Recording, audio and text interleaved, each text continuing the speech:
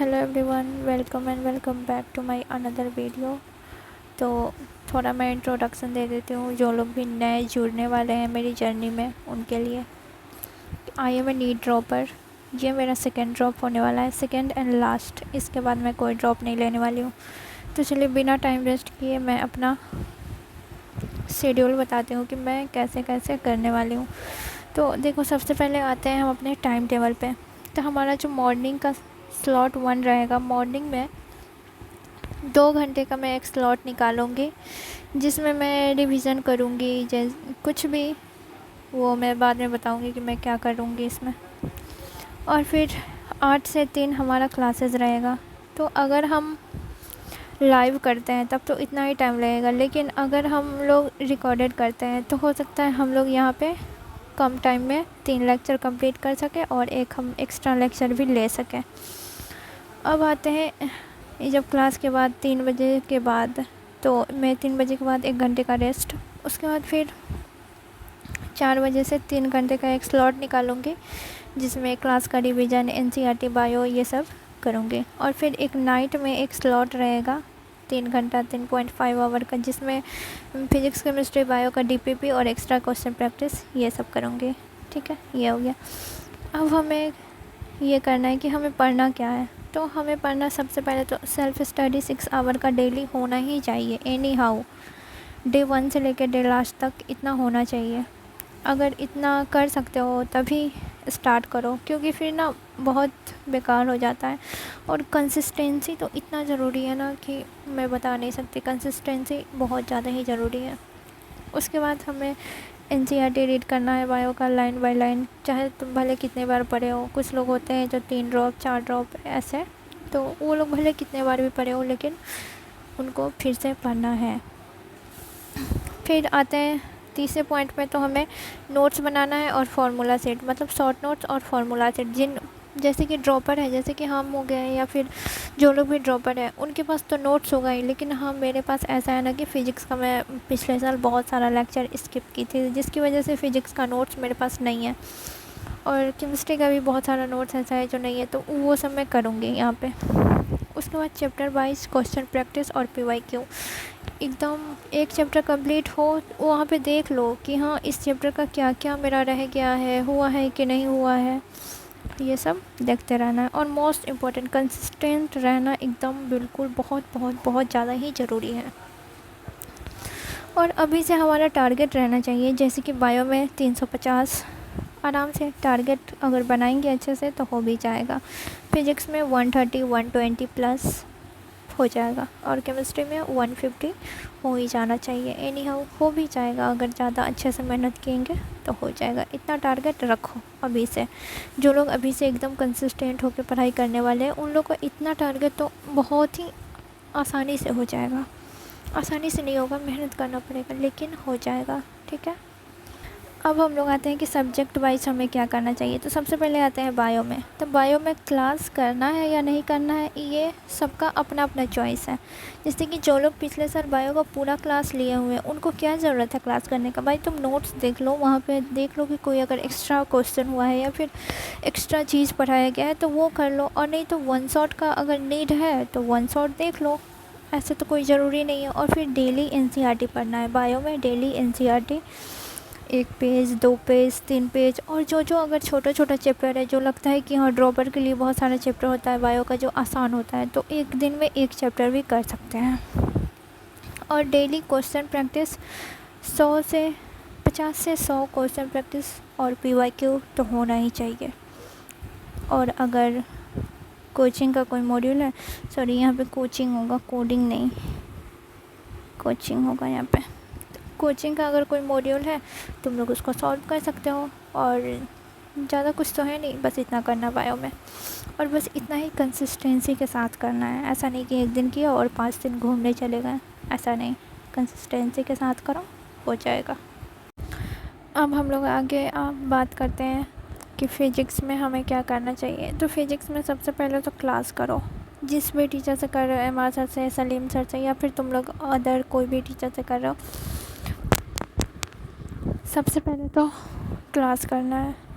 Class करो, उसके बाद थ्योरी और कॉन्सेप्ट उसका देखो, अच्छे से रिवाइज़ करो, अच्छे से क्लास के बाद उसको लिख लिख कर रिवाइज़ करो, फिर फार्मूला शीट बनाओ। और सबसे ज़्यादा इम्पॉर्टेंट है डेली क्वेश्चन प्रैक्टिस। डेली जो क्वेश्चन प्रैक्टिस करना है, क्लास का क्वेश्चन डेली ही करना है, क्लास में एक बार किया, फिर एक बार क्लास के बाद करना है, फिर डीपीपी और जो टाइम मिले तो एक्स्ट्रा, जैसे कि मेरे पास एमआर सर का मिस्टर फिजिक्स वाला बुक है, तो उसका क्वेश्चन तो सर ज़्यादातर क्लास में ही करवा देते हैं, लेकिन फिर भी अगर जो भी उसमें से अगर हमको प्रैक्टिस करना रहा तो वो मैं इसी टाइम में करूँगी, मतलब बाद में करूँगी। और इसमें फ़िज़िक्स में जो है ना, सबसे ज़्यादा ज़रूरी क्या है, डेली प्रैक्टिस बहुत ज़रूरी है। और रिवीजन, क्लास का एक एक कॉन्सेप्ट, एक एक चीज़ जो क्लास में कराई जाती है उसको रिवीजन करना और डेली प्रैक्टिस बहुत ही ज़्यादा ज़रूरी है। तो इतना तो गांठ बांध लो, ऐसे एकदम फिक्स कर लो, अपने दिमाग में बैठा लो कि अगर फ़िज़िक्स में 120 130 नंबर लाना है तो इतना तो करना ही पड़ेगा। और वैसे भी एमआर सर क्लास में इतने क्वेश्चन करा देते हैं कि मतलब पूछो ही मत, इतना ज़्यादा क्वेश्चन सर क्लास में ही करवा देते हैं। अब आते हैं केमिस्ट्री पे। तो केमिस्ट्री में फ़िज़िकल केमिस्ट्री का सबसे पहले क्लास करो। अगर जिनको क्लास की नीड नहीं है वो क्लास नहीं भी कर सकते हैं, अपना नोट्स देख लो, पीडीएफ से पढ़ लो, कॉन्सेप्ट समझो, फार्मूला शीट बनाओ और न्यूमेरिकल प्रैक्टिस करो। इतना तो करना ही करना है, चाहे तुम जैसे भी करो। अब आते हैं इनऑर्गेनिक में। तो इनऑर्गेनिक में एनसीईआरटी पढ़ो और नोट्स पढ़ो, सर का जिस भी टीचर का नोट्स है नोट्स पढ़ो, एनसीईआरटी पढ़ो। और उसके बाद डेली रिवीजन, ट्रेंड और एक्सेप्शन का एक अलग से कॉपी बनाओ और उसको अच्छे से रिवाइज़ करते चलो। अब आते हैं ऑर्गेनिक में। तो ऑर्गेनिक में हमें नेम रिएक्शन और कन्वर्जन का अलग से कॉपी बनाना है, और इसमें सबसे ज़्यादा इम्पोर्टेंट चैप्टर है, जैसे कि जीओसी हो गया, नेम रिएक्शन हो गया। तो ये सब को सबसे पहले करो। ऑर्गेनिक अगर सही करना है तो जीओसी चैप्टर एकदम मतलब अच्छा होना ही चाहिए। और पीवाईक्यू प्रैक्टिस करना है और क्लास का क्वेश्चन प्रैक्टिस करना है। जैसे कि तुम लोग किसी भी टीचर से पढ़ रहे हो, वो जितने भी क्लास में क्वेश्चन करवा रहे हैं उसको तो एटलीस्ट अच्छे से पढ़ो ही। और लास्ट में एक पॉइंट अगर चाहो तो फिजिकल के साथ केमिस्ट्री में इनऑर्गेनिक भी स्टार्ट कर सकते हो, जैसे कि like periodic table, chemical bonding. जैसे कि अभी हम लोग को ऐसा है ना कि पिछले वाला भी बैच मिलेगा ही ना किसी न किसी में, तो वहाँ से जो हम लोग है ऑर्गेनिक या फिर इनऑर्गेनिक स्टार्ट कर सकते हैं। इनऑर्गेनिक में स्टार्ट कर सकते हैं IUPAC से, जो सबसे ज़्यादा ईजी चैप्टर है। और इनऑर्गेनिक में ये पीरियोडिक टेबल और केमिकल बॉन्डिंग तो स्टार्ट कर ही सकते हैं।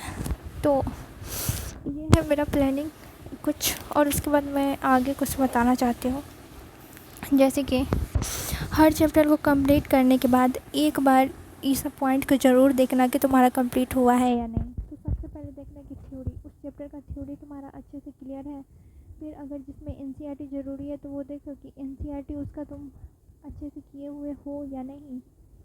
और उसके बाद पीवाईक्यू, क्वेश्चन प्रैक्टिस और डीपीपी जितने भी सर लोग करवा रहे हैं वो सब है या नहीं। फिर लास्ट में रिवीजन, मतलब रिवीजन तो इतना ज़्यादा ज़रूरी है ना, जिसकी वजह से मेरा 1 साल बर्बाद हो गया, तो समझ सकते हो।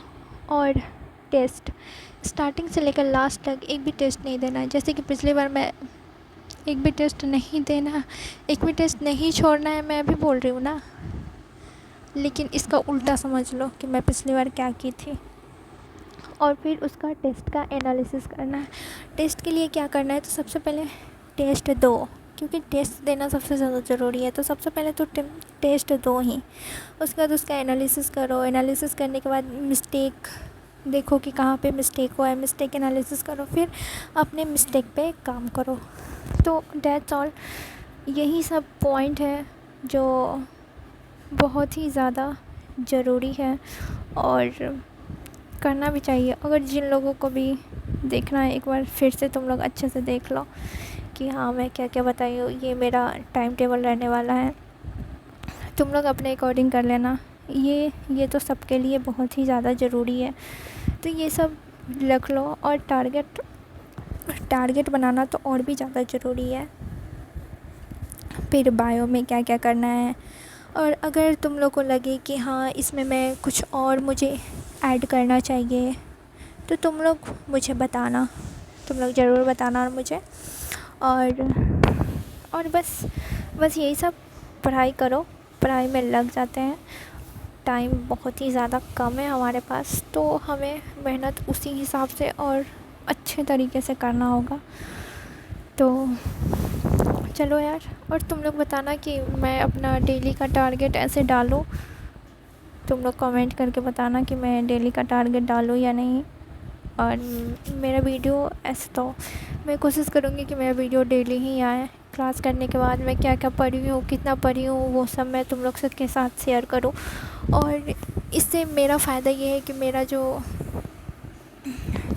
जो ये डर है, मेरे अंदर जो डर है कि लोगों के सामने मैं नहीं बोल पाती हूँ, मेरा अच्छे से सब चीज़ नहीं हो पाता है, ये सब भी एक तरह से मेरा डर भी ख़त्म होगा और मुझे अच्छा फील होगा। और ये एक लाइन है, I want to become a doctor.